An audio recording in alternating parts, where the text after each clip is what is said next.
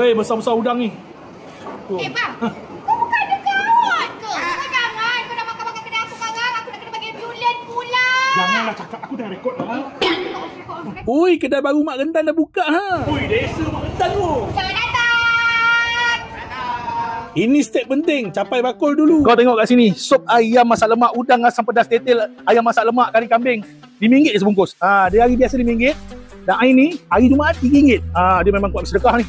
Berlambak-lambak daripada makanan-makanan Korea, dia kek-kek, dia kopok-kopok, dia dessert-dessert, dia semua ada kat sini tau.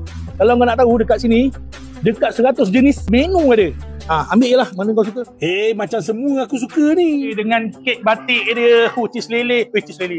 Kau masuk bahagian dessert dia, juling-juling mata tengok ha. Tak nak pun capai juga, tak nak pun capai juga. Ambil bang. Dah ambil boleh bayar. Adab tu jaga bang. Duduk belakang, kau potong-potong barisan. Sekeh kan. Ni, mari sini aku nak tunjuk kau lauk RM5 dia tadi. Ayam masak merah, kari kambing, udang masak lemak dia. Menangkap. Shell out dia boleh buat RM5 kau tengok dengan kupang dia, dengan lala dia, dengan lalu. First time aku jumpa Big Mac Kopia macam ni ha, penuh daging. Siapa yang teka-teka arigato tu boleh makan sushi dia. Yang ini abang tahu awet-awet mesti suka kan durian cream. Meja banyak boleh santai duduk makan. Bang, soal parking kau jangan risau bang. Parking dia besar.